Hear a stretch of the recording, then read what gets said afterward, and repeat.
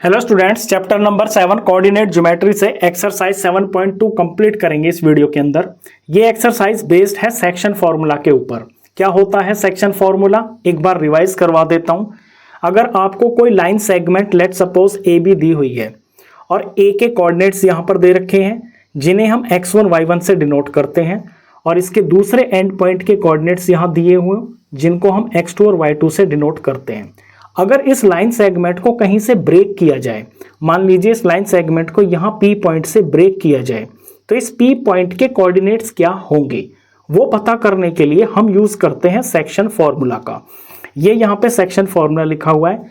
अगर P के coordinates हम मुझे फाइंड करने हैं, यानी कि इसका x कोऑर्डिनेट और इसका y कोऑर्डिनेट अगर मुझे फाइंड करना है, तो ये फॉर्मूला है एक्स वाई।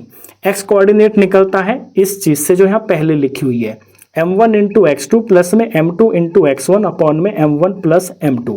इसी तरह से y कोऑर्डिनेट निकलता है इस चीज से। फॉर्मूला लर्न करना बहुत आसान होता है। ऊपर m1 प्लस m2, नीचे भी m1 प्लस m2 होता है। x कोऑर्डिनेट के लिए m1 के साथ में x2 मल्टीप्लाई में होता है और m2 के साथ में x1 मल्टीप्लाई होता है। इसी तरह से y कोऑर्डिनेट के लिए यहाँ पे m1 के साथ में y2 मल्टीप्लाई होता है और m2 के साथ में y1 मल्टीप्लाई होता है। अब ये जो m1 और m2 होते हैं, ये क्या होते हैं? ये होती है वो रेशियो जिस रेशियो में ये लाइन ब्रेक होती है। जैसे यहाँ P पॉइंट से ये लाइन ब्रेक हुई, लेट सपोज यहाँ से यहाँ तक इसके 2 पार्ट हैं और यहाँ से यहाँ तक इक्वल इक्वल यहाँ पे 3 पार्ट्स हैं, तो ये लाइन 2:3 की रेशियो में ब्रेक हो गई है। तो यहाँ m1 होती है जो लेफ्ट साइड में होता है पार्ट, और m2 होता है जो राइट साइड में पार्ट होता है। इस तरह से सेक्शन फॉर्मूला का यूज होता है। दूसरा, सेक्शन फॉर्मूला से ही एक नया फॉर्मूला इजाद हुआ है जो इसी में से निकला है, वो इसका छोटा भाई समझ लीजिए, वो होता है mid point formula. Mid point formula कैसे काम करता है? बिल्कुल जैसे सेक्शन फॉर्मूला है वैसे ही मिड पॉइंट फॉर्मूला है। बस मिड पॉइंट फॉर्मूला में क्या होता है कि जो रेशियो होती है ना, जैसे यहाँ पॉइंट P है, यहाँ पर मेरी ये ए बी लाइन सेगमेंट है, ये पॉइंट P अगर बिल्कुल ए बी के सेंटर में लाई करता है, बिल्कुल बीच में लाई करता है, तो रेशियो लेफ्ट साइड वाली और राइट साइड वाली बिल्कुल सेम टू सेम होगी। यानी अगर इधर 4 पार्ट है तो इधर भी 4 पार्ट है, अगर इधर 6 पार्ट है तो इधर भी 6 पार्ट है, अगर इधर 1 पार्ट है तो इधर भी 1 पार्ट है। तो जब हम रेशियो को ऐसे रेशियो बाय रेशियो करते हैं तो ये कटने के बाद जब अगर इक्वल पार्ट होते हैं तो 1 आ जाती है। 1 का मतलब है ये भी पार्ट बराबर, ये भी पार्ट बराबर। तो जब रेशियो 1:1 आ जाती है ना, तो जब हम यहाँ m1 की जगह पे 1 रखेंगे और m2 की जगह पे 1 रखेंगे, तो ऊपर इनका जो प्रोडक्ट आएगा और वो जो 2 टर्म्स आएंगी वो तो 1 के साथ मल्टीप्लाई होके x1 ही आएगा, यहाँ 1 के साथ मल्टीप्लाई होके x2 ही आएगा। तो सिंपली ये फॉर्मूला और छोटा आसान हो जाता है, सिर्फ x1 प्लस x2 अपॉन में 2 आ जाता है। ये 2 आया है 1 प्लस 1 से, क्योंकि यहाँ रेशियो अगर सेम होती हैं तो वो कट के 1 और 1 आ जाती हैं। इसी तरह से y के लिए भी होता है, यहाँ 1 आ जाएगा, यहाँ 1 आ जाएगा, तो ऊपर तो जो है ना 1 प्लस y2 ही रहेगा और नीचे 1 प्लस 1 ये 2 हो जाएगा। इन 2 फॉर्मूले का आपका यूज होगा एक्सरसाइज 7.2 में, और कहीं कहीं पे डिस्टेंस फॉर्मूला भी इसके अंदर यूज एक्सरसाइज के अंदर होगा, जो कि आपने 7.1 में भी किया है। तो ये इसका बेसिक इंट्रोडक्शन था इस एक्सरसाइज के लिए। अब करते हैं exercise start. Exercise 7.2 question number 1 देखिए। Find the coordinates of the point which divides the joint of -1,7 and 4,-3 in the ratio 2:3। आपने उस पॉइंट के कोऑर्डिनेट्स फाइंड करने हैं जो इन 2 पॉइंट्स को जोड़ने पर जो भी बनता है। इन 2 पॉइंट्स को जोड़ने पर क्या बनेगा? एक लाइन सेगमेंट बनेगी। उस लाइन सेगमेंट को 2:3 की रेशियो में ब्रेक कर रहा है वो पॉइंट। तो आपको सबसे पहले एक लाइन सेगमेंट बनानी है। ये जो 2 पॉइंट्स हैं इनको आप इसके एंड पॉइंट पे लिखोगे। ये पॉइंट A मैंने मान लिया है और इसके कोऑर्डिनेट्स -1,7 हो गए हैं। दूसरा जो पॉइंट है ये लाइन सेगमेंट का दूसरा एंड पॉइंट, इसे मैंने B मान लिया है, इसके कोऑर्डिनेट 4-3 हो गए हैं। अब जो पहला पॉइंट होता है ये इसके कोऑर्डिनेट्स हम x1 और y1 से डिनोट करते हैं।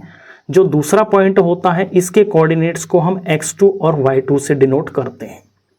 अब यहाँ पे ये जो लाइन सेगमेंट है ये 2:3 की रेशियो में ब्रेक हो रही है किसी पॉइंट के द्वारा। यानी पहला जो पार्ट है वो 2 हिस्से हैं और जो अगला पार्ट है वो 3 हिस्से हैं। तो थोड़ा प्रैक्टिकल दिखने में लगना भी चाहिए, इसलिए इस तरह से आप यहाँ पे पॉइंट को ब्रेक करना। ये वो पॉइंट है। पॉइंट P के कोऑर्डिनेट्स को हम फाइंड करेंगे। इसके कोऑर्डिनेट्स को हम मान लेंगे x, y। तो इसका x कोऑर्डिनेट और इसका y कोऑर्डिनेट हमने फाइंड करना है। अब पॉइंट P से इतना जो इधर का पार्ट है ये तो दो हिस्से हैं, और जो पॉइंट P से लाइन सेगमेंट का इधर का जो पार्ट है ये तीन हिस्से हैं। दिखने में थोड़ा लग भी रहा होगा ना आपको, प्रैक्टिकली आप डॉट भी पॉइंट भी इसी तरह से लगाना, थोड़ा रियलिस्टिक लगे। ये दो पार्ट है, ये थोड़े ज़्यादा, ये तीन पार्ट है। अब यहाँ हमें सब कुछ दिख रहा है, x1 y1 है, x2 है, y2 है, और ये जो रेशियोज होती हैं इन्हें हम बोलते हैं m1 और दूसरी वाली रेशियो को बोलते हैं m2। अब पॉइंट P के कोऑर्डिनेट्स फाइंड करने के लिए हम सेक्शन फॉर्मूला का यूज़ करेंगे। एक बार जब मैं लिखूंगा तो आपको वो याद भी हो जाएगा। तो डायरेक्ट हम यहाँ लिखते हैं coordinates of P। Coordinates of P find करने के लिए सेक्शन फॉर्मूला अब यहाँ पे लिखते हैं। देखिए लिखते लिखते कितना आसान हो जाता है याद करना। m1 प्लस में m2 अपॉन में m1 प्लस m2। अब यहाँ से x कोऑर्डिनेट निकलेगा तो m1 के साथ में x2 मल्टीप्लाई में होगा, यहाँ m2 के साथ में x1 मल्टीप्लाई होगा। अब y कोऑर्डिनेट के लिए यहाँ पे लिखेंगे, यहाँ भी m1 प्लस m2 ऊपर होता है और नीचे m1 प्लस m2 होता है। y कोऑर्डिनेट के लिए m1 के साथ में y2 लिखेंगे और m2 के साथ में y1 लिखेंगे और ये ब्रैकेट क्लोज। अब सिंपली हमें यहाँ पे वैल्यूज फिल करनी है। यहाँ से देखकर पॉइंट P के जो कोऑर्डिनेट्स हैं इन्हें मैंने x y माना है, तो यहाँ पे मैं लिख दूंगा x, y is equal to. अब वैल्यू फिल करते हैं। वैल्यू फिल करने के लिए मुझे सबसे आसान लगता है तरीका कि सबसे पहले मैं m1 और m2 को लिख लेता हूँ। m1 प्लस m2 कितना है, 2 और 3 है, तो ये 2 हो गया, ये प्लस हो गया और ये 3 हो गया। नीचे भी ऐसे ही है, 2 प्लस 3 हो गया। y के लिए भी लिख लेता हूँ साथ साथ, ये 2 प्लस 3 हो गया और यहाँ पे 2 प्लस 3 हो गया। अब सारा फोकस मेरा सिर्फ और x और y पे रहेगा। m1 m2 का काम तो खत्म हो गया। x कोऑर्डिनेट के लिए m1 के साथ में x2 मल्टीप्लाई में होगा। x2 देखिए यहाँ पे 4 है, तो इसके मल्टीप्लाई में 4 लिखना है। यहाँ ये m2 है, इसके साथ में x1 मल्टीप्लाई होगा। x1 की वैल्यू -1 है, तो इसके मल्टीप्लाई में हम -1 लिखेंगे। ऐसे ब्रैकेट में डाल दोगे तो आपको मल्टीप्लाई का साइन लगाने की ज़रूरत भी नहीं है, ब्रैकेट का मतलब मल्टीप्लाई ही होता है। अब y कोऑर्डिनेट के लिए यहाँ देखिए, ये m1 है, m1 के साथ में y2 लिखना होता है मल्टीप्लाई में। y2 यहाँ पे -3 है, तो यहाँ -3 का इससे प्रोडक्ट होगा। ये m2 है, इसके साथ में y1 का प्रोडक्ट होगा। y1 यहाँ पर 7 है, तो यहाँ इंटू में 7 लिखेंगे। इस स्टेप तक आपको बहुत ध्यान रखना है क्वेश्चन करते वक्त। ये जो वैल्यू फिलिंग का है, अगर इसमें एक भी वैल्यू गलत होगी तो आपका सारा सॉल्यूशन आगे गलत ही माना जाएगा। अब फटाक से सॉल्व कर लेते हैं। 2 4 ज़ा 8 हो गया, माइनस प्लस माइनस 3 1 ज़ा 3, 8 माइनस 3 तो ऊपर आ गया और नीचे 2 प्लस 3 ये हो गया है 5, कॉमा यहाँ 3 2 ज़ा 6 और माइनस, तो ये -6 हो गया और 3 7 ज़ा 21 और ये प्लस का है तो प्लस का 21 हो गया। अपॉन में 2 प्लस 3 ये 5 हो गया। ये ब्रैकेट मैंने क्लोज कर दिया। 8 माइनस 3 होता है 5 और इसके नीचे भी 5 है, फिर ये कॉमा, यहाँ 21 में से 6 माइनस हो जाएंगे तो 15 आएगा और अपॉन में ये 5 है। ये ब्रैकेट क्लोज। फर्दर मैं देख रहा हूँ कि ये आगे कट रहे हैं, 5 से 5 कट गया तो 1 आ गया, कॉमा 15 5 से डिवाइड होकर 3 आ गया। बस इसके बाद तो आप कुछ सॉल्यूशन कर नहीं सकते। तो ये जो x, y हैं ये यहाँ पे 1, 3 हैं, यानी P के जो कोऑर्डिनेट्स हैं जो कि हमने x, y माने हुए हैं वो क्या होंगे, वो होंगे 1, 3। ये हमारा इसमें आंसर है। ये इसका सॉल्यूशन हो गया। ये क्वेश्चन नंबर 1 था। अब करते हैं इससे नेक्स्ट क्वेश्चन। क्वेश्चन नंबर 2 देखिए, find the coordinates of the points of trisection of the line segment joining 4, -1 and -2, -3। कोई लाइन सेगमेंट है जिसके ये दो एंड पॉइंट्स हैं। आपको उन पॉइंट्स के कोऑर्डिनेट फाइंड करने हैं जो इस लाइन को ट्राइसेक्ट कर रहे हैं। ट्राई का मतलब हो गया 3 और सेक्शन मतलब कि उसके 3 इक्वल पार्ट कर दे रहे हैं। सबसे पहले तो आप एक लाइन सेगमेंट बनाओगे। इसके ये जो एंड पॉइंट्स है, ये लेट सपोज ए है, इसके कोऑर्डिनेट हम लिख लेते हैं 4, -1। इस एंड पॉइंट का नाम बी है और इसके कोऑर्डिनेट्स -2 और -3 है। अब इस लाइन को 3 इक्वल पार्ट में डिवाइड करना है, यानी कि इसको 2 जगह से तोड़ना पड़ेगा। तो एक इस तरह से हम ब्रेक करेंगे ताकि इसके पार्ट दिखने में विजुअलाइज भी करें तो बराबर लगे। तो एक तो यहाँ से ब्रेक करना पड़ेगा, मान लीजिए ये पॉइंट पी है, और फिर यहाँ से ब्रेक करना पड़ेगा तो ये पॉइंट क्यू है। तो पॉइंट पी से और पॉइंट क्यू से इसको जब हम काटेंगे तो इसके आपको 3 इक्वल पार्ट दिखाई देंगे, ए से पी, पी से क्यू और क्यू से लेके बी तक। अब जब ये इक्वल पार्ट हैं तो इनके बीच में जो रेशियो होगी वो भी 1:1:1 की होगी। यानी यहाँ पर ये एक पार्ट है S2 में, फिर ये दूसरा पार्ट है, ये भी इतना ही बराबर है जितना यहाँ पे है। और जब इनकी लेंथ इक्वल ही है तो इनके बीच में रेशियो बराबर ही होगी, यानी 1:1:1 की रेशियो में ये पार्ट्स आ रहे हैं। अब आपको ये जो पॉइंट P है और जो पॉइंट Q है, इन्हीं के कोऑर्डिनेट्स फाइंड करने हैं। तो पहले हम पॉइंट P के कोऑर्डिनेट फाइंड करेंगे। पॉइंट P के लिए देखिए x1, y1, x2 और y2 ये तो सेम ही रहेंगे, चाहे P का निकाले चाहे Q का निकाले। फर्क पड़ेगा किस पे? फर्क पड़ेगा रेशियो पे। जब हम पॉइंट P के कोऑर्डिनेट्स निकालेंगे तो हम ये देखेंगे कि पॉइंट P से लेफ्ट की तरफ जो है ना कितना पार्ट है, तो लेफ्ट की तरफ है एक पार्ट, और पॉइंट P से फिर राइट की तरफ कितना है, राइट की तरफ एक और एक 2 पार्ट है। यानी पॉइंट P के लिए m1 तो हो जाएगी 1 और m2 हो जाएगी यहाँ पर 2। तो पहले हमें ये लिखना पड़ेगा कि फॉर P, कि P के लिए m1 हो जाएगा 1 और m2 हो जाएगा 2। अब निकालते हैं कोऑर्डिनेट्स ऑफ, शॉर्ट में लिख देता हूँ यहाँ, कोऑर्डिनेट्स ऑफ P बराबर, यहाँ हम कोऑर्डिनेट फाइंड करने के लिए सेक्शन फॉर्मूला का यूज़ करेंगे। अब इसके अंदर वैल्यू फिल करते हैं। सबसे पहले मैं m1 m2 ही लिख लेता हूँ। तो m1 है 1 और प्लस में m2 है 2। इसी तरह से यहाँ पे 1 + 2 हो गया, कॉमा यहाँ 1, यहाँ +2 हो गया और यहाँ पे 1 + 2 हो गया। अब मेरा सारा फोकस x और y पर ही रहेगा। यहाँ पे मेरे को m1 के साथ में x2 फिल करना है। तो x2 यहाँ पे देखिए, ये है x1 और ये है y1, ये है x2 और ये है y2। तो x2 है -2, तो इसके मल्टीप्लाई में -2 लिखना होगा। ये m2 इंटू x1 है, x1 है 4, इसके इंटू में यहाँ 4 लिखना होगा।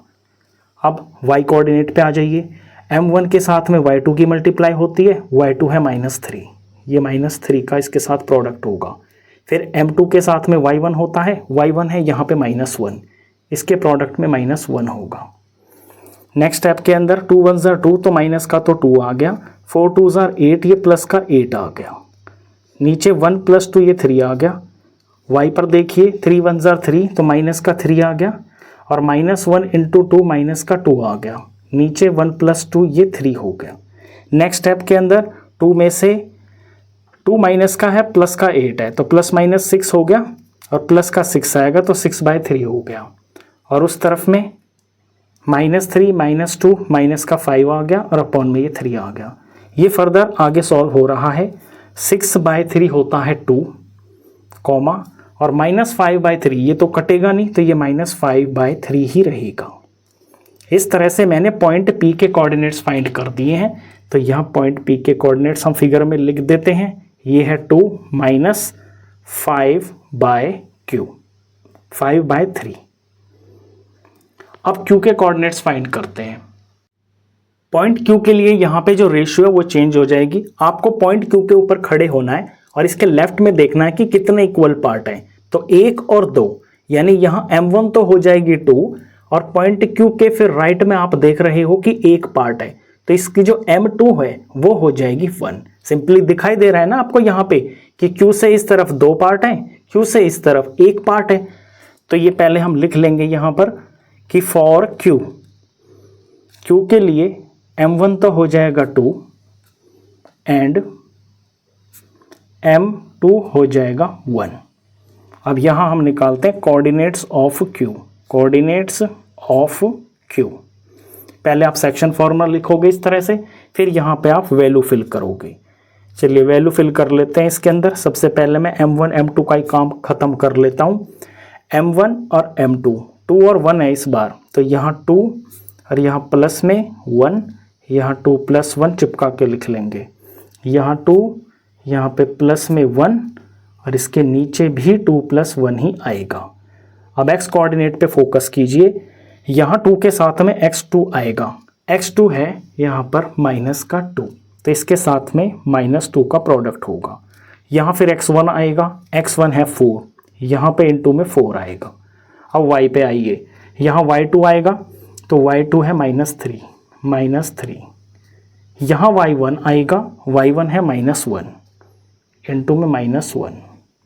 सॉल्व करते हैं इसको, तो 2 2 ज़ार 4 हो गया, माइनस का तो 4 हो गया, 4 1 ज़ार 4 हो गया, प्लस का 4 हो गया, और नीचे 2 + 1 ये 3 हो गया। इस तरफ 3 2 ज़ार 6 और माइनस भी है तो माइनस का 6 हो गया, और 1 1 ज़ार 1 प्लस माइनस माइनस तो माइनस का 1 हो गया, और अपॉन में ये 2 + 1 3 हो गया। इधर 4 प्लस माइनस है तो 0 हो गया, 0/3 इस तरफ आ गया। यहाँ -6 और -1 जुड़कर -7 हो गया, और अपॉन में ये 3 आ गया। फर्दर 0/3 को मैं 0 लिख सकता हूँ, और -7/3 तो कटेगा ही नहीं, तो ये -7/3 ही रहेगा। इसके बाद इसका सॉल्यूशन होना बंद हो गया। तो ये आ गए हैं कोऑर्डिनेट्स ऑफ क्यू। क्यू के कोऑर्डिनेट्स आ गए हैं 0, -7/3। लिख देते हैं फिगर में 0, -7/3। ये इसका हो गया है सॉल्यूशन। ये क्वेश्चन नंबर 2 था। अब इससे नेक्स्ट क्वेश्चन नंबर 3 करेंगे। क्वेश्चन नंबर 3 रीड करने से पहले बुक में एक फिगर दे रखी है, इसको जरा देखिए। यहाँ पर ये जो ए बी लाइन है, ए बी लाइन यहाँ पर हॉरिजॉन्टल लाइन है, इसे आप क्वेश्चन में एक्स एक्सिस कंसीडर करोगे, और ऊपर में यहाँ ए से लेके डी तक ये जो लाइन जा रही है ये वर्टिकल लाइन है, इसे आप वाई एक्सिस कंसीडर करोगे। अब क्वेश्चन को रीड करते हैं। To conduct sports day activities in your rectangular shaped school ground ABCD, lines have been drawn with chalk powder at a distance of 1 meter each। इतना समझिए, ABCD ये आपके school का एक ग्राउंड है रेक्टेंगुलर शेप का। इसके अंदर स्पोर्ट्स डे एक्टिविटी कंडक्ट करने के लिए चॉक पाउडर से इस तरह से 1-1 मीटर के डिस्टेंस पे ये लाइनें खींच रखी हैं। 1 मीटर के डिस्टेंस पे, एक पे एक पे, सब जगह पर लाइनों के बीच में 1-1 मीटर का डिस्टेंस है। 100 flower pots have been placed at a distance of 1 meter from each other along AD as shown in figure 7.12। अब इस AD पर देखिए, AD के ऊपर 1-1 मीटर के डिस्टेंस के ऊपर 100 फ्लावर पॉट्स रखे गए हैं, यानी A से लेके D तक, यहाँ तक जो टोटल डिस्टेंस होगा वो हो जाएगा 100 metre. Niharika runs 1/4 the distance AD on the second line and posts a green flag. अब यहाँ से क्वेश्चन को ध्यान से समझना है। निहारिका ये लड़की है, ये सेकंड लाइन में दौड़ रही है। इसने AD के ऊपर 1/4 डिस्टेंस कवर कर लिया है। डिस्टेंस कवर करने के बाद वहां पे जाकर ये कि ग्रीन फ्लैग को पोस्ट कर देती है। अब निहारिका के लिए यहाँ कोऑर्डिनेट्स क्या हो जाएंगे? यहाँ पे निहारिका है, निहारिका दौड़ रही है सेकंड लाइन में, तो सेकंड यानी कि ये एक्स एक्सिस हो गया, तो ये तो हो गया है एक्स कोऑर्डिनेट इसके लिए 2, और वाई कोऑर्डिनेट क्या हो जाएगा ये देखेंगे हम AD के ऊपर। AD के ऊपर इसने 1/4 डिस्टेंस कवर कर लिया, और टोटल AD के ऊपर 100 फ्लावर पॉट्स हैं, यानी कि 100 मीटर इसका डिस्टेंस है, तो 100 का 4th यानी 100/4 ये निहारिका के लिए कोऑर्डिनेट्स बन गए हैं, और इसने ग्रीन कलर का जो फ्लैग है वो यहाँ पर पोस्ट कर दिया है। इसके बाद क्या होता है, Preet runs 1/5 the distance AD on the 8th line and posts a red flag. एक कोई दूसरा लड़का या लड़की है, उसका नाम है प्रीत, ये AD के ऊपर 1/5 डिस्टेंस इसने कवर कर लिया है, और ये कहाँ है, on the 8th line and post a red flag. ये 8th लाइन में दौड़ रहा है, और इसने जाके वहाँ पर एक रेड फ्लैग पोस्ट कर दिया। अब इस प्रीत के लिए कोऑर्डिनेट्स देखिए क्या होंगे। एक्स कोऑर्डिनेट क्या होगा इसका, क्योंकि ये 8वीं लाइन में दौड़ रहा है तो एक्स कोऑर्डिनेट तो 8 होगा। वाई कोऑर्डिनेट क्या होगा, वाई इसने 1/5 डिस्टेंस कवर कर लिया है इस वाई एक्सिस के ऊपर, तो यानी कि 100/5, और इसने रेड कलर का एक फ्लैग वहाँ जाके पोस्ट कर दिया।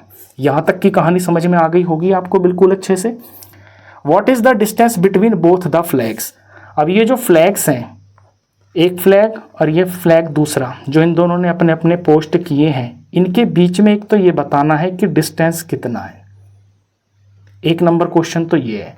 इसके बाद if Rashmi has to post a blue flag exactly half way between the line segment joining the two flags, where should she post her flag.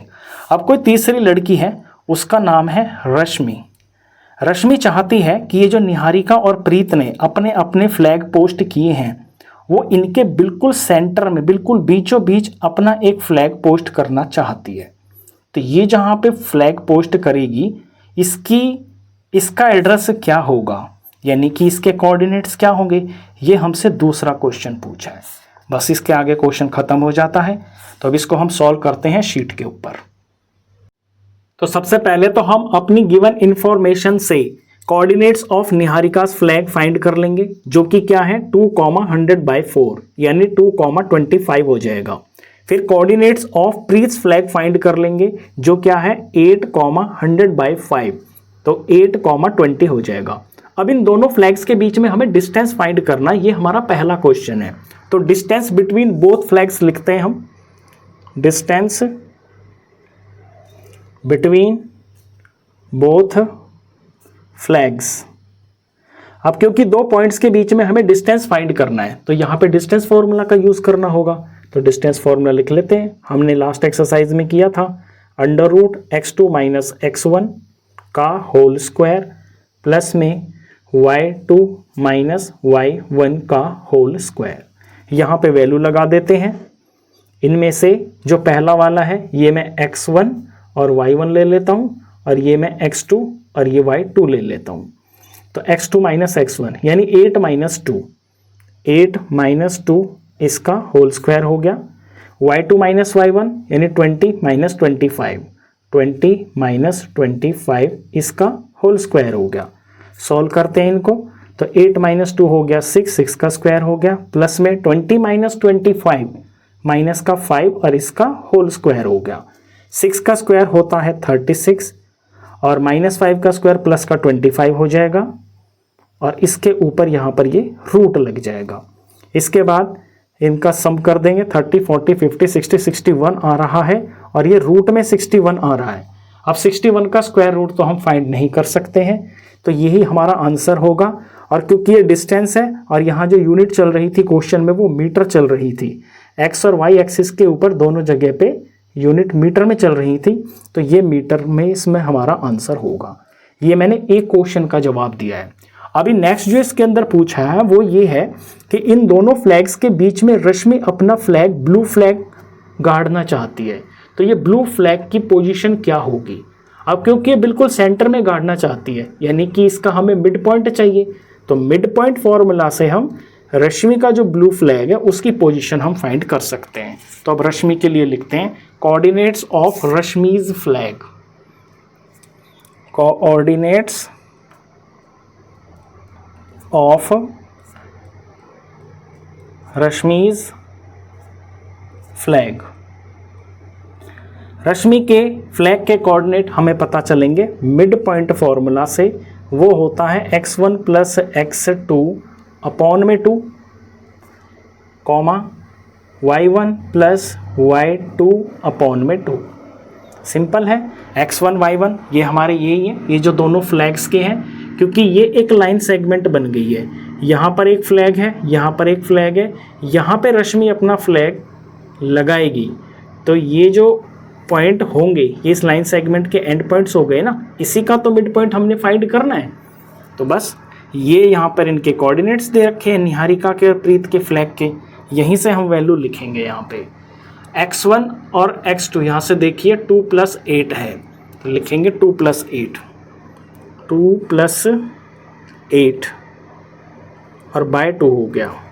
y1 y2 ये 25 और 20 है, तो यहाँ लिखेंगे 25 प्लस में 20 अपॉन में ये 2 हो गया। ज़रा सॉल्व करते हैं इसको नीचे, तो 2 + 8 हो जाता है यहाँ पर 10 और बाय 2 हो गया। इस तरफ ये 45/2 हो गया, 10 को फर्दर 2 से डिवाइड करके 5 आ गया, और 45/2 करेंगे तो 22.5 आ गया। बस इसके बाद हम इसे सॉल्व नहीं कर सकते। अब बात को समझिए, यहाँ पे ये जो 5 है ये x कोऑर्डिनेट है, यानी यहाँ पे 5 फिफ्थ लाइन में, ये फिफ्थ लाइन की बात चलेगी अब यहाँ पे, और ये 22.5 जो है ये y एक्सिस है, यानी यहाँ पे जो फ्लैग्स गाड़ेगा ये यहाँ पे अगर 22.5 है यहाँ पे, तो ऐसे फिफ्थ लाइन में वो चलेगी और 22.5 डिस्टेंस तक जब पहुँचेगी तो ये जो डिस्टेंस होगा, ये जो पहले वाले फ्लैग्स थे जो निहारिका के और प्रीत के फ्लैग्स थे उनके बिल्कुल सेंटर में आ जाएगा। तो इन कोऑर्डिनेट्स को देखकर हम लैंग्वेज में आंसर लिखेंगे। तो अपना आंसर हो जाएगा सेकंड पार्ट के लिए कि Rashmi will post her blue flag in fifth line, पांचवी लाइन होगी और कितनी दूरी पर होगा ऊपर, at a distance of 22.5 metre, at a distance of 22.5 metre. ये हमारा सेकंड पार्ट का इसमें जवाब हो जाएगा। ये इसका सॉल्यूशन हो गया। क्वेश्चन नंबर 3 था ये। अब करते हैं क्वेश्चन नंबर 4।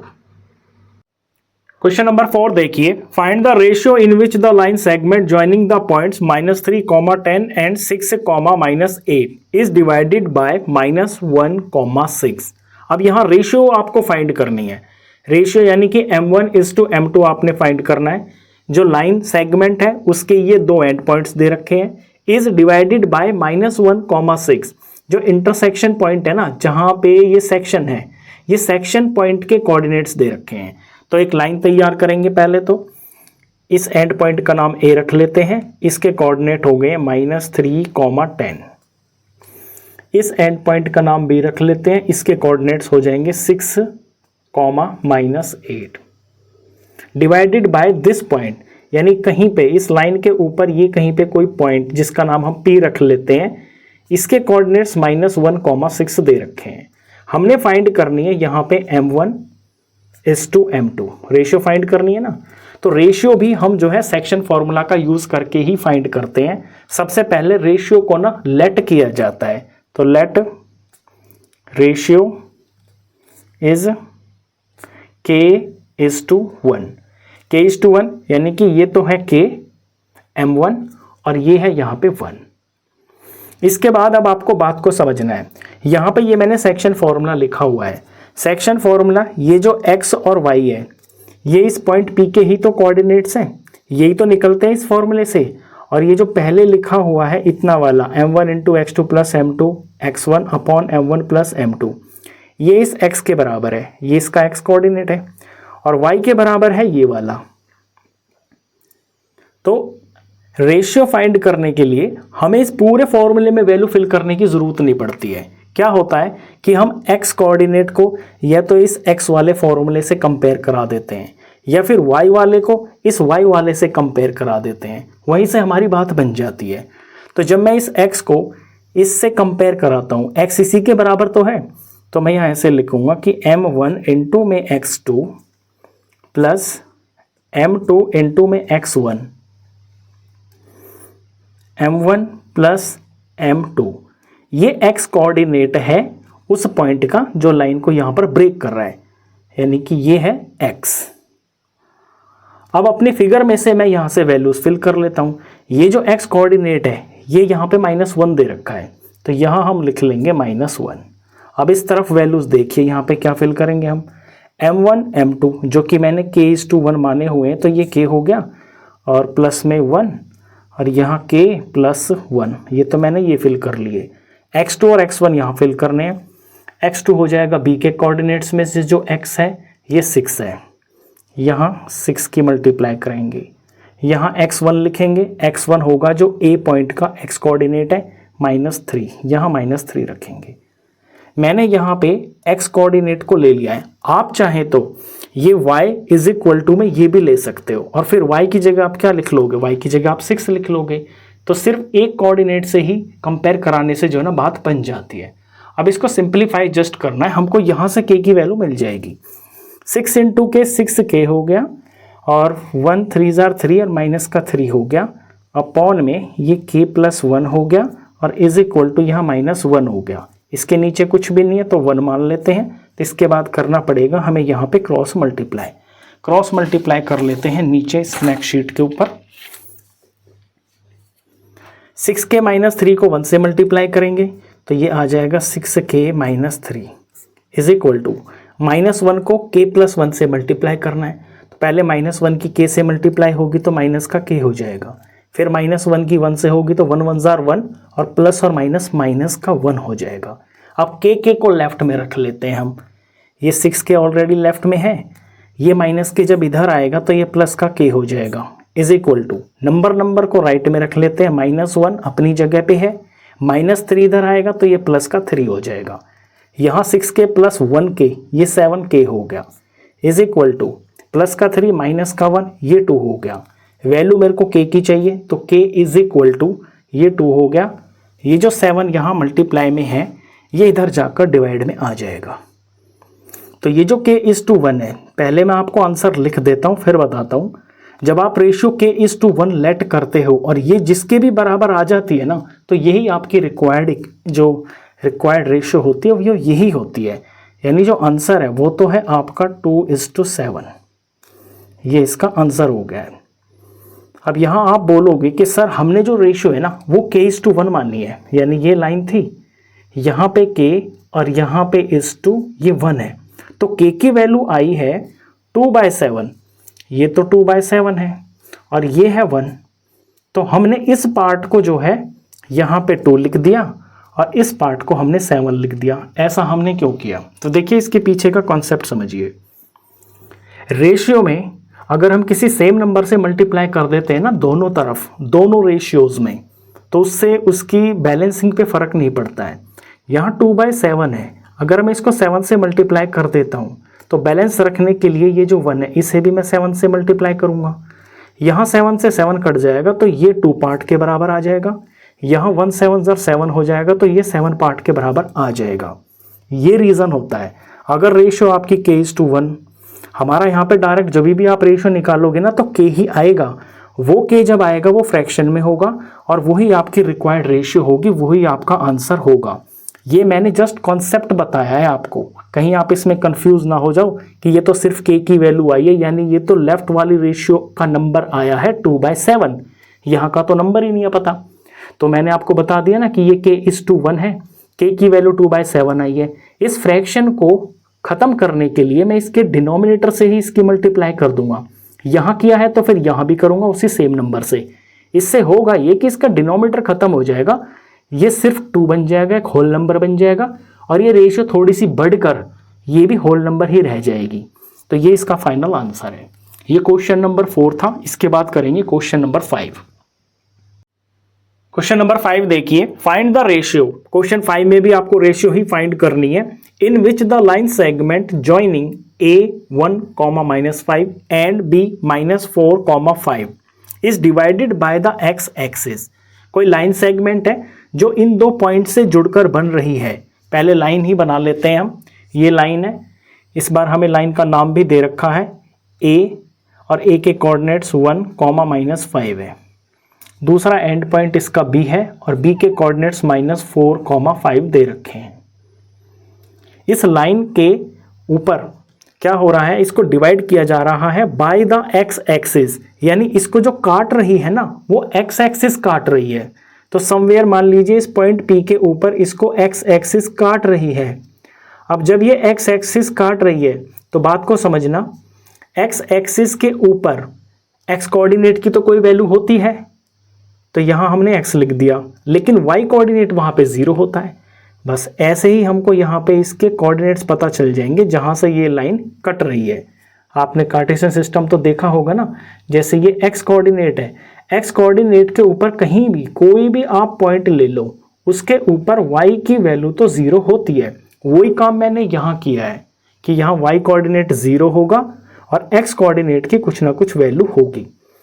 अब हमें फाइंड करनी है यहाँ पे रेशियो। तो सबसे पहले रेशियो को लेट कर लेते हैं। Let the ratio is equal to K:1। अब इससे जस्ट पहले वाले मैंने क्वेश्चन में बताया था कि रेशियो निकलती तो सेक्शन फॉर्मूला से ही है, लेकिन वहां पे हमें दोनों कोऑर्डिनेट्स की जरूरत नहीं पड़ती है, एक कोऑर्डिनेट से भी हमारी बात बन जाती है।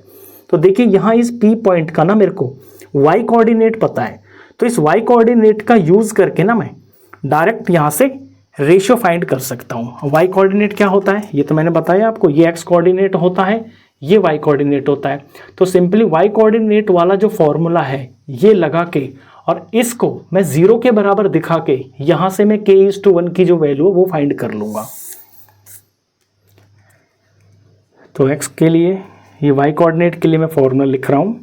फॉर्मूला तो आपको याद हो भी गया होगा, m1 इंटू में y2 प्लस में m2 इंटू में y1 और अपॉन में m1 प्लस में m2, ये होता है y कोऑर्डिनेट का फॉर्मूला। तो पहले मैं y ही लिख देता हूँ, ये मैं ऐसे लिख देता हूँ y coordinate of p। p ही इस लाइन को काट रहा है। अब वैल्यू रखते हैं यहाँ पे, m1 और m2 तो मैंने k1 माने हुए, तो सबसे पहले मैं यही लिख लेता हूँ k प्लस में 1 और अपॉन में k प्लस 1। यहाँ पे y2 की वैल्यू रखनी है, y2 होगा b का y कोऑर्डिनेट। a के कोऑर्डिनेट्स को हम क्या बोलेंगे x1 y1, b के कोऑर्डिनेट्स को हम बोलेंगे x2 और y2।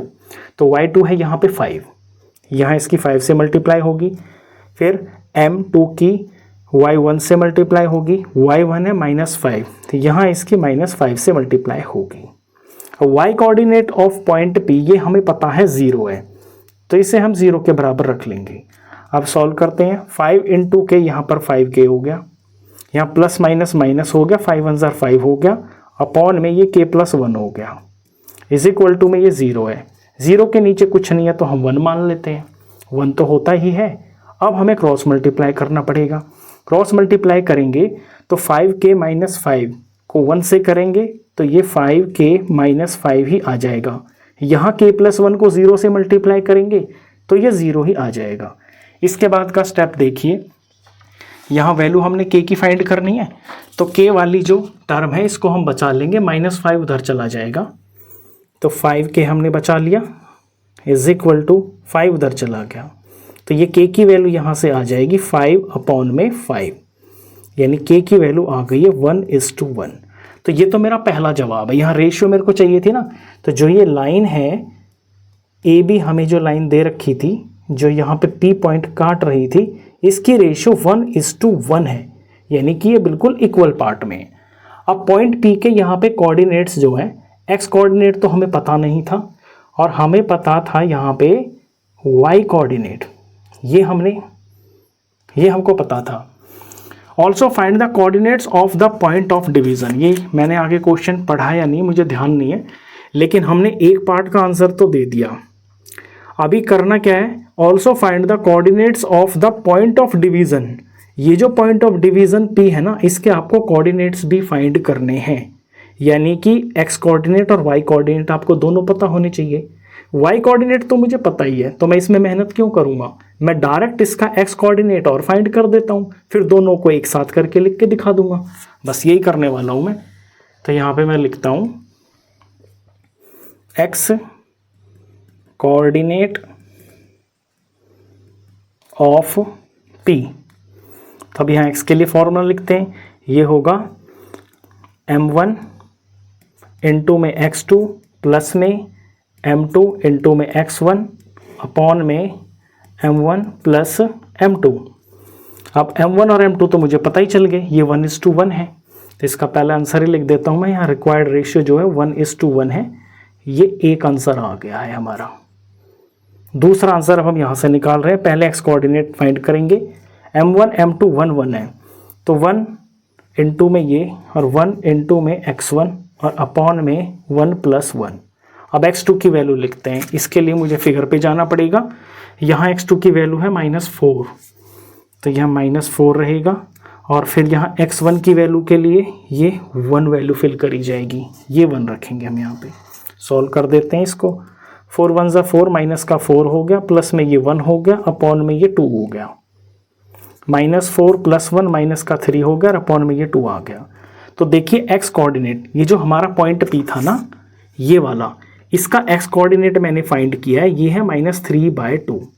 और वाई कोऑर्डिनेट तो मुझे शुरू से ही पता था, ये 0। तो इस क्वेश्चन में हुआ क्या है कि वाई कोऑर्डिनेट की हेल्प से हमने वाई कोऑर्डिनेट का फॉर्मूला लगा के पहले तो हमने फाइंड की है रेशियो, उसके बाद हमने एक्स कोऑर्डिनेट का फॉर्मूला लगा के और उस फॉर्मूले के अंदर ये रेशियो का यूज करके हमने एक्स कोऑर्डिनेट फाइंड कर दिया। अब लास्ट में हम अपना आंसर लिख देंगे।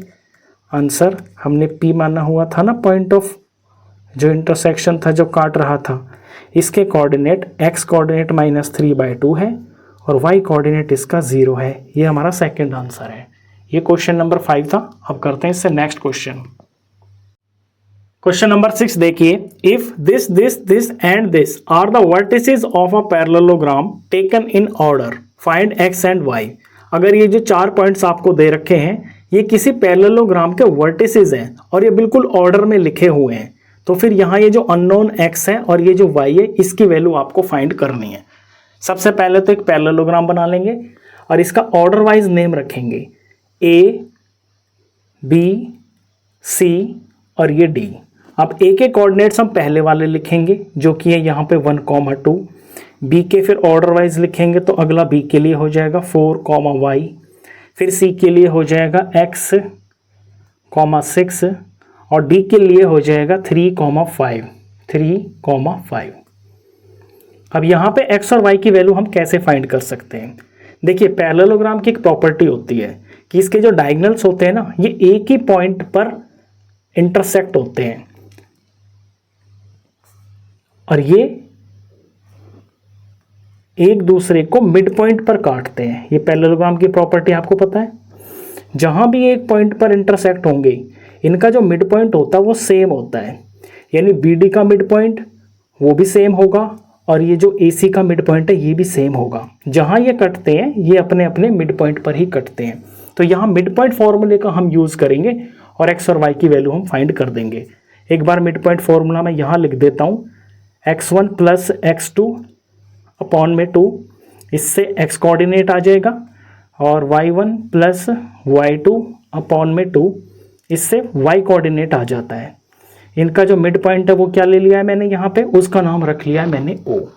तो हम यहाँ कंडीशन लिखेंगे कि मिड पॉइंट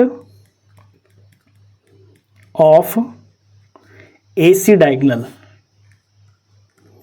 बराबर होगा mid point of BD diagonal. अब यहाँ मिड पॉइंट का फॉर्मूला लगा के इनकी डायरेक्ट वैल्यूज लिखते हैं। मैं पहले AC के नीचे AC का मिड पॉइंट तैयार करता हूँ। A के और C के ये 2 पॉइंट्स हैं, इनमें ये x1 हो गया और ये x2 हो गया, तो 1 + x अपॉन में 2, कॉमा, फिर y कोऑर्डिनेट के लिए y1 + y2 अपॉन में 2, तो दूसरा वाला y1 हो गया और यहाँ इसका ये y कोऑर्डिनेट 2 हो गया, तो ये 2 है और ये 6 है, तो 2 + 6/2। ये आ गए हैं AC के मिड पॉइंट्स के कोऑर्डिनेट। ये बराबर होंगे BD के मिड पॉइंट के कोऑर्डिनेट के। अब B और D पे फोकस कीजिए, x1 + x2 यानी कि 4 + 3/2, 4 + 3/2, ये x कोऑर्डिनेट हो गया। y कोऑर्डिनेट के लिए y1 + y2 अपॉन में 2, तो y1 हो गया y और y2 हो गया 5, तो y + 5, y + 5/2, ये हो गए हैं। अब ये बराबर है। बराबर से मतलब क्या है, जो AC का x कोऑर्डिनेट है वो ही BD के x कोऑर्डिनेट के बराबर है और जो AC का y कोऑर्डिनेट है वो BD के y कोऑर्डिनेट के बराबर है। ये जो दोनों कोऑर्डिनेट्स लिखे हुए हैं ये O पॉइंट के ही कोऑर्डिनेट्स है, बस इनकी फिगर थोड़ी सी दिखने में डिफरेंट लग रही है। अब इनको हम कंपेयर कर सकते हैं।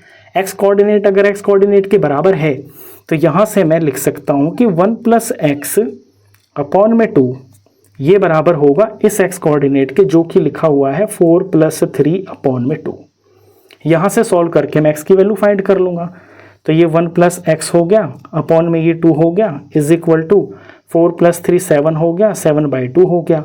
दोनों के डिनोमिनेटर में 2 लिखा हुआ है तो 2 से 2 कैंसिल हो जाएगा, ये कैंसिल हो गया। यहाँ से x की वैल्यू मुझे फाइंड करनी है, तो ये 7 1 यहाँ प्लस में इधर जाकर माइनस हो जाएगा, तो फाइनली x की वैल्यू आ गई है 7 - 1 जो कि बनती है 6। तो ये निकल गई है x की वैल्यू। y की वैल्यू निकालने के लिए मुझे इनके जो y कोऑर्डिनेट्स हैं उन्हें इक्वलिटी में रखना होगा। तो ये है y + 5/2 और इसके बराबर है 2 + 6/2। तो यहाँ ये जो y वाली टर्म वाला नंबर है इसे मैं पहले रख लेता हूँ। तो y + 5/2 बराबर होगा 2 + 6/2 के। तो y + 5 ये /2 हो गया और यहाँ 2 + 6 8 हो गया और 8/2 हो गया। यहाँ भी दोनों तरफ सेम डिनोमिनेटर है, इक्वलिटी का निशान है तो 2 से 2 कट जाएगा। तो y + 5 बराबर 8 दिख रहा है। y की वैल्यू निकालने के लिए इस 8 में से ये जो 5 इधर प्लस है इधर जाकर माइनस हो जाएगा, तो 8 - 5 हो गया। तो फाइनली जो y की वैल्यू आ गई है 8 - 5 ये आ गई है 3। इस तरह से मैंने x की और y की दोनों की वैल्यूज फाइंड कर दी हैं इस क्वेश्चन में। ये इस क्वेश्चन के दोनों आंसर्स। अब करते हैं इससे next question, question number 7। Question number 7 देखिए, find the coordinates of a point A. Point A के कोऑर्डिनेट्स फाइंड कीजिए where A B is a diameter of a circle, जहां पर ए बी जो है किसी सर्कल का डायमीटर है। हुज सेंटर इज 2, -3 और उसके सेंटर के कोऑर्डिनेट्स दे रखे हैं 2, -3 एंड बी इज 1, 4 और बी के भी कोऑर्डिनेट्स दे रखे हैं 1, 4। तो सबसे पहले तो एक सर्कल बना लेंगे, इसका डायमीटर बना लेंगे और इसका जो डायमीटर है उसका नाम यहाँ दिया हुआ है ए और बी। इसका सेंटर का कोई नाम नहीं दे रखा है तो हम अपने पास से सेंटर यहाँ पर ओ रख लेते हैं। सेंटर के हमें कोऑर्डिनेट्स दे रखे हैं, कोऑर्डिनेट्स हैं 2, -3। यहाँ पे बी के भी कोऑर्डिनेट्स दे रखे हैं, ये हैं 1, 4। हमें फाइंड करने हैं ए के कोऑर्डिनेट्स। तो ए के कोऑर्डिनेट्स को हम लेट सपोज x, y मान लेते हैं। अब आते हैं क्वेश्चन पे। अब यहाँ समझिए आप बात को कि यहाँ सेंटर के कोऑर्डिनेट्स दे रखे हैं। जो सेंटर होता है ये डायमीटर के बिल्कुल बीच में ही तो लाई करता है, यानी ये मिड पॉइंट ही तो हो गया है डायमीटर का। तो यहाँ हम मिड पॉइंट वाला फॉर्मूला लगा के ए के कोऑर्डिनेट्स बड़ी आसानी से फाइंड कर लेंगे। हमें यहाँ दे रखा है जो कोऑर्डिनेट्स ऑफ ओ हैं इन्हें हम लिख सकते हैं mid point of A B. तो इसे ऐसे लिखेंगे, कोऑर्डिनेट्स ऑफ सेंटर लिख देता हूं मैं पहले, coordinates of centre is equal to mid point of A B. अब सेंटर के कोऑर्डिनेट्स दे रखे हैं यहाँ पे 2, -3। तो यहाँ मैं 2, -3 लिख लेता हूँ इसके नीचे, is equal to mid point of A B. A B का मिड पॉइंट अब मेरे को फाइंड करना होगा। ए बी का मिड पॉइंट फाइंड करने के लिए मिड पॉइंट का फॉर्मूला लगाएंगे, x1 + x2 अपॉन में 2 होता है और y कोऑर्डिनेट के लिए y1 + y2 अपॉन में 2 होता है। तो मैं डायरेक्ट यहाँ से वैल्यू फिल करता हूँ। x1 + x2 ये a है ये b है, तो ये हो गया है x1 और ये हो गया है x2, यानी कि x + 1 x+1/2 ये x कोऑर्डिनेट हो गया। y कोऑर्डिनेट के लिए y1 + y2 अपॉन में 2, तो ये y1 हो गया ये y2 हो गया, यानी y + 4 अपॉन में 2, y + 4 अपॉन में 2। अब ये चीज़ बराबर है, बराबर से मतलब क्या हो गया, ये जो 2 है ये x + 1/2 के बराबर है, ये जो -3 है ये y + 4/2 के बराबर है। यहीं से इन वैल्यूज़ को मैं इक्वेट कर लूँगा। तो अब यहाँ से मैं पहले ले लेता हूँ ये x कोऑर्डिनेट को, x + 1/2 ये बराबर 2 के है। इसको लिख लेते हैं y + 4/2, ये y कोऑर्डिनेट है और y कोऑर्डिनेट यहाँ पे -3 है, यहाँ -3 हो गया। इक्वेशन बिल्कुल सिंपल बन रही है। क्रॉस मल्टीप्लाई कर लेते हैं, x + 1 को 1 से मल्टीप्लाई करूँगा तो वैल्यू आएगी x + 1 is equal to 2 2 sir यहाँ पर 4 हो गया, तो x की वैल्यू आ जाएगी, ये 4 है +1 इधर जाएगा तो -1 हो गया, तो x की वैल्यू आ गई है यहाँ पर 3। तो x मुझे पता चल गया है 3। अब मैं यहाँ से y फाइंड कर लेता हूँ। 3 के नीचे कुछ नहीं है तो 1 लगा लेते हैं, क्रॉस मल्टीप्लाई कर लेते हैं। y + 4 को 1 से मल्टीप्लाई करेंगे तो y + 4 ही आएगा, इज इक्वल टू 3 2 6 हो गया और ये माइनस भी है तो माइनस का 6 हो गया। y इज इक्वल टू -6 +4 उधर जाएगा, माइनस का 4 हो गया, तो y इज इक्वल टू हो गया -6 - 4 माइनस का 10। तो y कोऑर्डिनेट भी मेरे को यहाँ पर पता चल गया है। ये जो x और y आए हैं ये 3 है और ये -10 है, तो a के कोऑर्डिनेट्स कितने हो जाएंगे 3, -10। अपना जवाब नीचे आंसर में लिख देंगे, देयरफॉर कोऑर्डिनेट्स ऑफ a ये हो जाएंगे x की जगह पर 3 और y की जगह पे -10। ये इसका सॉल्यूशन हो गया। अब इससे नेक्स्ट क्वेश्चन नंबर 8 करेंगे।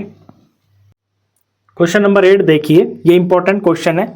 If a and b are -2, -2 and 2, -4 respectively, find the coordinates of p such that AP is equal to 3/7 AB and P lies on the line segment AB।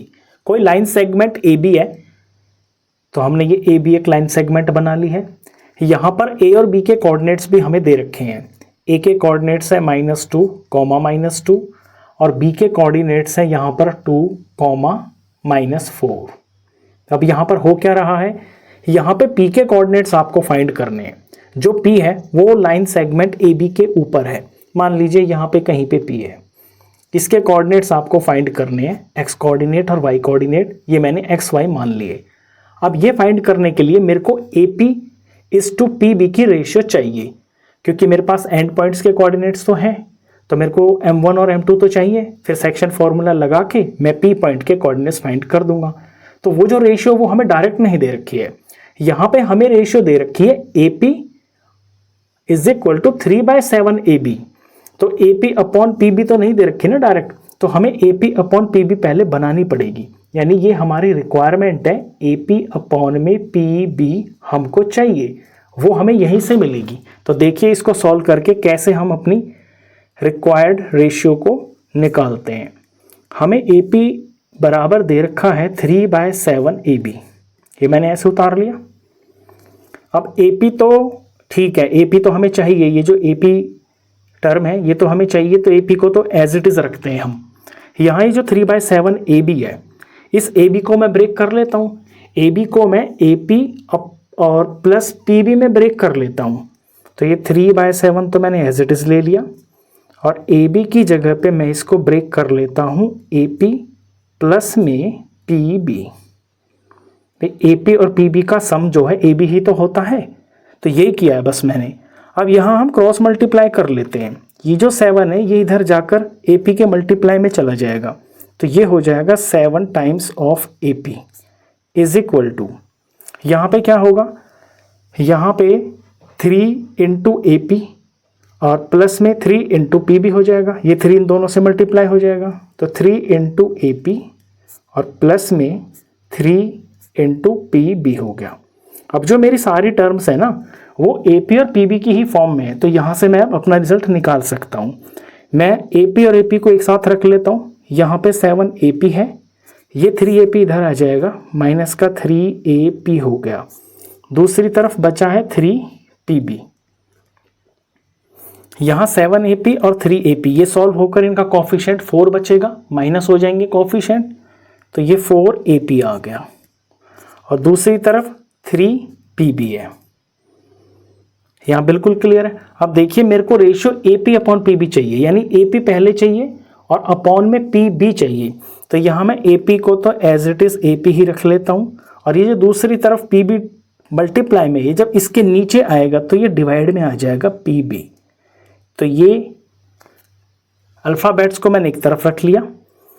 अब यहाँ क्या बचा, 3 बचा, और ये जो नंबर 4 है ये इसके यहाँ मल्टीप्लाई में, ये इसके यहाँ डिवाइड में आ जाएगा, ये ऐसे डिवाइड में आ गया। अब देखिए AP बाय PB बराबर 3:4 आ गया ना, तो AP बाय PB ये आ गया 3:4, यानी ये तो है M1, तो यहाँ हम लिख देते हैं M1 यहाँ पर 3 है, और ये है M2, और M2 है यहाँ पर 4। बिल्कुल सिंपल है।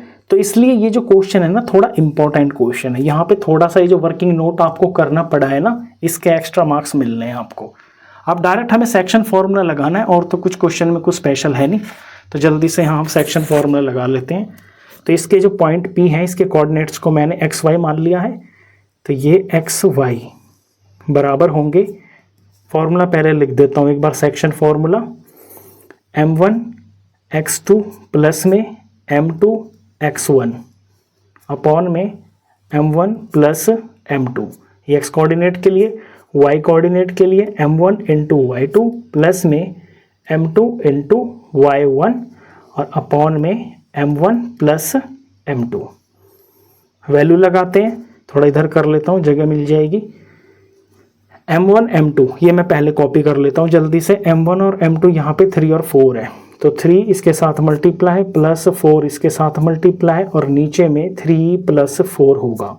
ऐसे ही यहाँ पे 3 इसके साथ कुछ मल्टीप्लाई होगा, 4 इसके साथ कुछ मल्टीप्लाई होगा और नीचे फिर 3 प्लस 4 हो जाएगा। x कोऑर्डिनेट के लिए यहाँ पे फर्स्ट ब्रैकेट में m1 के साथ में मल्टीप्लाई होगा x2, तो x2 अब यहाँ से देख लेते हैं हम। देखिए जो a के कोऑर्डिनेट्स हैं ये x1 और y1 होंगे, जो b के कोऑर्डिनेट्स हैं ये x2 और y2 होंगे। तो यहाँ x2 कितना है, 2 है, तो यहाँ 2 से मल्टीप्लाई होगा। फिर m2 की x1 से मल्टीप्लाई होगी, यहाँ x1 होगा, x1 की वैल्यू -2 है, यहाँ -2 होगा। y कोऑर्डिनेट पे आइए, यहाँ पे होगा y2, तो y2 है -4, यहाँ पे आएगा y1, तो y1 की वैल्यू है -2। अब सॉल्व कर देते हैं, 3 2 जार ये 6 हो गया, 4 2 जार 8 और माइनस आएगा प्लस माइनस का, तो -8 हो गया, 3/4 ये 7 हो गया, कॉमा 4 तिया 12 और माइनस, तो माइनस का 12 हो गया, 4 दूनी 8 प्लस माइनस माइनस, तो माइनस का 8 हो गया और नीचे 3 + 4 ये 7 आ गया। नेक्स्ट स्टेप के अंदर इन्हें थोड़ा और सिंप्लीफाई कर देंगे, 6 - 8 माइनस का 2 हो गया और नीचे ये 7 हो गया, कॉमा -12 - 8 माइनस का 20 हो गया और अपॉन में ये 7 हो गया। बस आगे तो इसमें कुछ सिंप्लीफिकेशन हो नहीं रही है, तो यही मेरे आंसर्स हैं। फाइनल लास्ट में मैं लिख दूंगा देयरफॉर लैंग्वेज में कोऑर्डिनेट्स ऑफ P आर ये हो जाएंगे -2, -7 -2/7, -20/7। इस क्वेश्चन की एक बार डबल प्रैक्टिस करना आप इस वर्किंग नोट के लिए, ये इंपॉर्टेंट क्वेश्चन है। ये इसका सॉल्यूशन हो गया, क्वेश्चन नंबर 8 था ये। अब करते हैं इससे next question number 9। Question number 9 देखिए, find the coordinates of the points which divide the line segment joining a -2, and b 2, 8 into 4 equal parts. आपको एक लाइन सेगमेंट दे रखी है AB, उसके कोऑर्डिनेट्स भी दे रखे हैं एंड पॉइंट के। आपको कोऑर्डिनेट्स फाइंड करने हैं उन पॉइंट्स के जो इस लाइन सेगमेंट को 4 इक्वल पार्ट्स में डिवाइड करते हैं। तो सबसे पहले तो एक लाइन सेगमेंट बना लेंगे, इसका नाम क्वेश्चन के अंदर हमें दिया हुआ है A और B। A के कोऑर्डिनेट्स हो जाएंगे -2, 2 और B के कोऑर्डिनेट्स हो जाएंगे यहां पर 2, 8। अब इसको 4 इक्वल पार्ट्स में डिवाइड करना है। अगर आपके पास ये कोई लेट्स सपोज चॉकलेट हो और 4 लोगों में इक्वल डिवाइड करनी हो, तो आप कैसे करोगे? सबसे पहले तो इसको बिल्कुल सेंटर में से काट के इसके 2 पार्ट कर लोगे, यानी मैं इसको बिल्कुल बीच में से पार्ट कर देता हूं, यहां से इसे ब्रेक करेंगे, ये C पॉइंट हो गया। फिर ये 2 टुकड़े हो गए, AC हो गया और CB हो गया। फिर इनको बीच बीच में से ब्रेक कर देंगे, मैं यहां से ब्रेक कर दूंगा इसको, इसका नाम मैं D रख दूंगा। और फिर मैं C और B का जो मिड पॉइंट है वहां से इसे ब्रेक कर दूंगा, इसका नाम मैं यहां पर ABCD हो गया, E रख देते हैं इसका नाम। तो यहां पर ये जो D है, C है और E है, ये इस लाइन सेगमेंट AB को 4 इक्वल पार्ट्स में डिवाइड कर दे रही हैं। हमें इन्हीं के कोऑर्डिनेट्स फाइंड करने हैं। तो सबसे पहले हम किसका फाइंड कर ले बिल्कुल आसानी से, ये जो C है ये बिल्कुल मिड पॉइंट है A और B का। क्यों? देखिए 4 इक्वल पार्ट जब इसके हुए हैं तो यहां से यहां तक एक पार्ट हो गया, यहां से यहां तक एक पार्ट हो गया, यहां से यहां तक एक पार्ट हो गया, यहां से यहां तक एक पार्ट हो गया। अगर मैं C से लेफ्ट में देखता हूं तो यहां 2 पार्ट हैं, यानी रेशियो 2 है।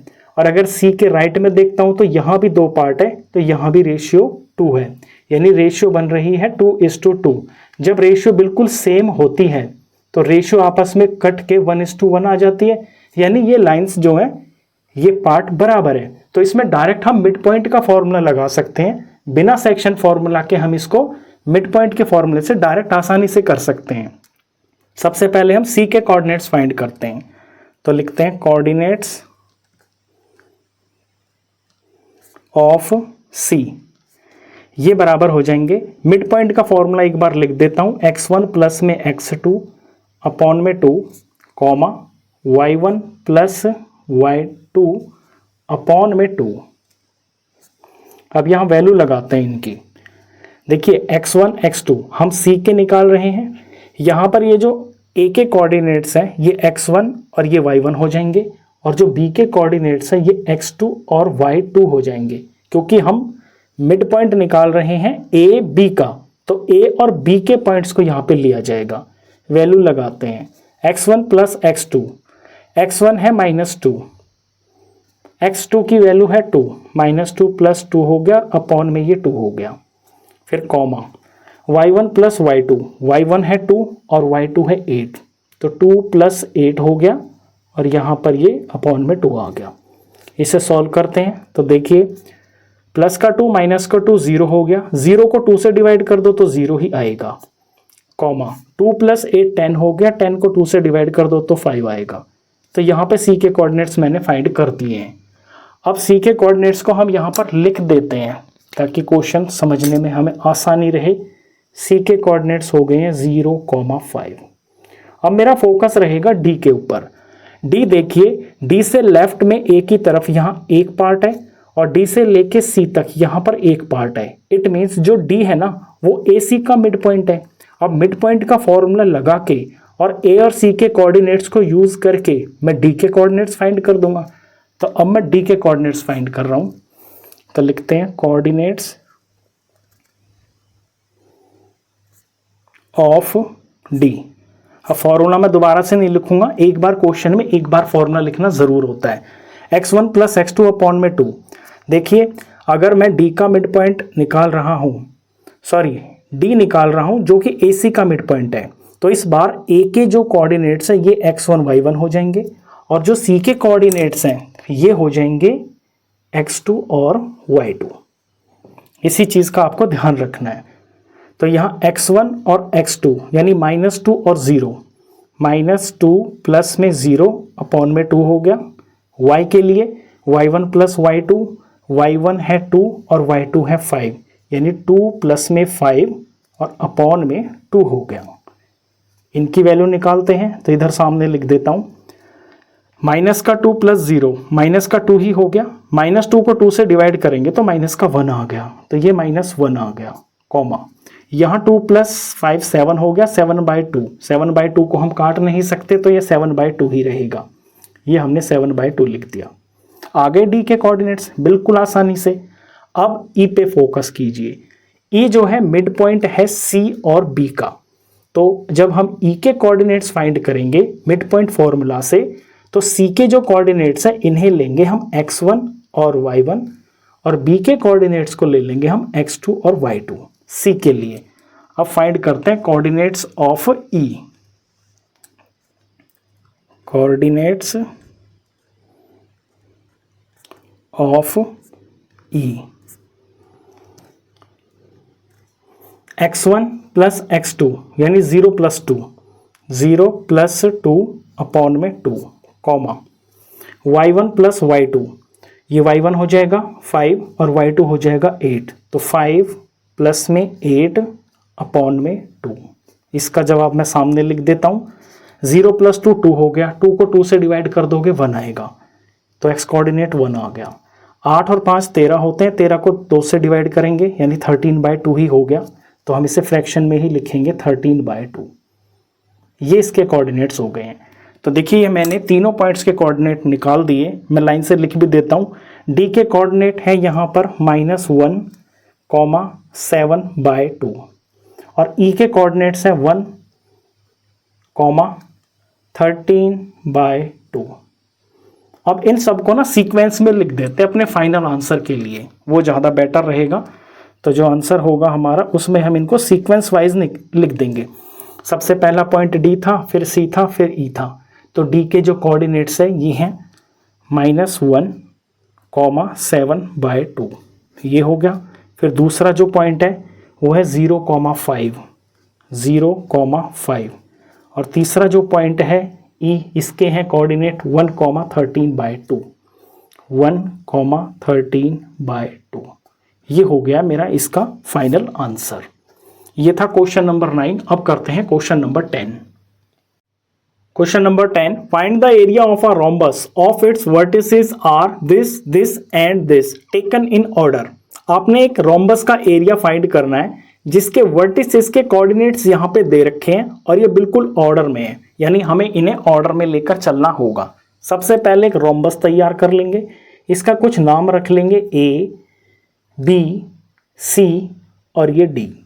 अब ये जो वर्टिसेस हैं इन्हें हमें ऑर्डर में लिखना है, जंप करा के नहीं लिखना। यानी अगर मैं यहाँ से शुरू कर रहा हूँ, ए के लिए सबसे पहला कोऑर्डिनेट हो जाएगा 3,0, फिर मैं बी की तरफ चल रहा हूँ तो बी के कोऑर्डिनेट हो जाएंगे 4,5, फिर मैं सी पे आ रहा हूँ, वो है -1,4, -1,4, फिर मैं लास्ट डी पे जा रहा हूँ -2, -1, -2, -1। ऐसे ऑर्डर में लेकर चलना है आपको। अब इसका एरिया हमने फाइंड करना है। देखिए रोम्बस का एरिया होता है हाफ इनटू में डायगोनल 1 इनटू में डायगोनल 2। ये रोम्बस का एरिया होता है। अगर मेरे को इसके डायगोनल्स की लेंथ पता चल जाए तो डायगोनल के लेंथ मैं यहाँ पर लगा दूंगा और बड़ी आसानी से इसका एरिया आ जाएगा। तो इसमें करना यही है कि जैसे ये AC डायगोनल हो गया है इसका और एक इसका BD डायगोनल हो गया है, इनकी मेरे को लेंथ फाइंड करनी है। अब लेंथ मैं फाइंड कर सकता हूँ डिस्टेंस फॉर्मूला से, जो हमने 7.1 में किया है। तो सबसे पहले इन डायगोनल्स की लेंथ फाइंड कर लेते हैं। पहले मैं AC को ले लेता हूँ, तो AC डिस्टेंस फॉर्मूला एक बार लिख लेते हैं, अंडर रूट में x2 माइनस x1 का होल स्क्वायर प्लस में y2 माइनस y1 का होल स्क्वायर। वैल्यू लगाते हैं इसके अंदर। वैल्यू लगाते वक्त थोड़ा सावधान रहना, AC में ले रहा हूं तो A की जो कोऑर्डिनेट्स हैं ये x1 y1 हो जाएंगे और जो बाद में बोल रहा हूं मैं बाद में C बोल रहा हूं तो ये 2 से डिनोट किए जाएंगे, यानी ये x2 होगा, ये y2 होगा। मुझे पहले लेना है ब्रैकेट में x2 माइनस x1, तो -1 माइनस फॉर्मूले का और ये 3, -1 फॉर्मूले का माइनस और ये 3 लिख दिया मैंने x1 की वैल्यू, इसका होल स्क्वायर हो गया, प्लस में y2 माइनस y1, ये y2 होगा, ये y1 होगा, तो 4 माइनस 0 इसका होल स्क्वायर। सॉल्व करते हैं जल्दी से इसको।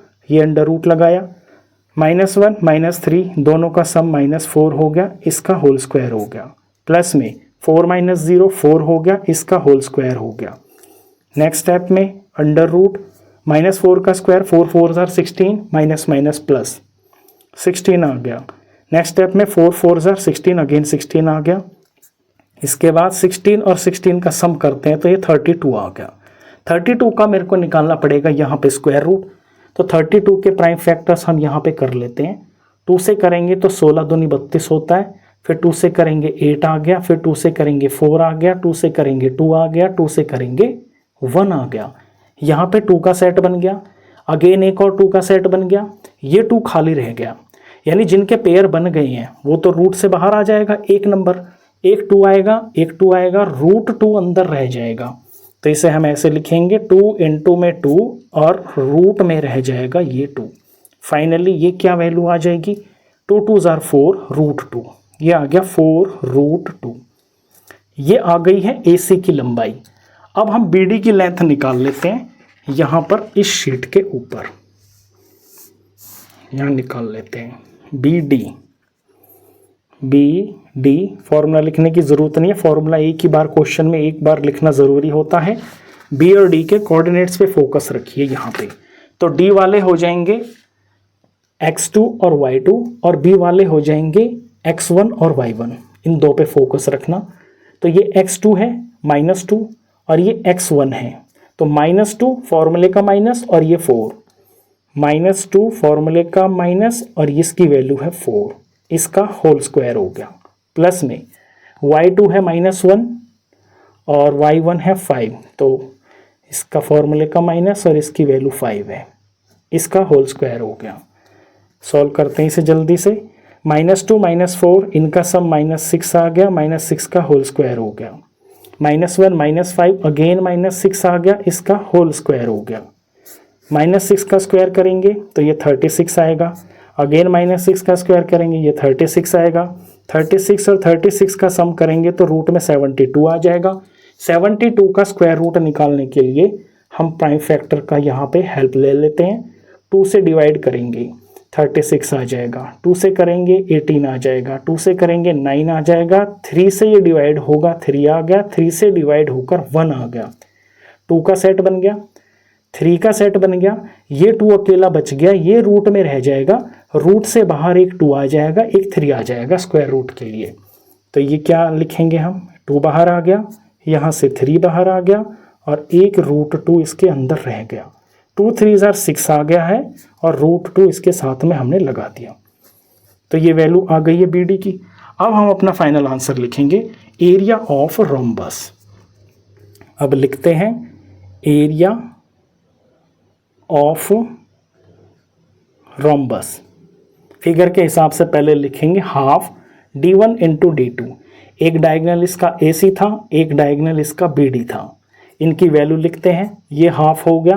AC की वैल्यू देखिए नीचे शीट में से, ये है 4√2, तो यहाँ 4 इंटू में √2 लिखेंगे। और फिर BD की वैल्यू है 6√2। BD कहाँ गया, BD तो इसी शीट पे ये रहा ना, 6√2, 6√2। इसे सॉल्व करते हैं। देखिए ये हाफ का हाफ लिख लिया मैंने, इनटू में ये 4 नंबर मैंने अलग लिख लिया, ये 6 पूरा नंबर मैंने एक साथ लिख लिया, √2 इंटू में √2, ये 2 बन जाएगा, इसको मैंने 2 बना के यहाँ दिखा दिया।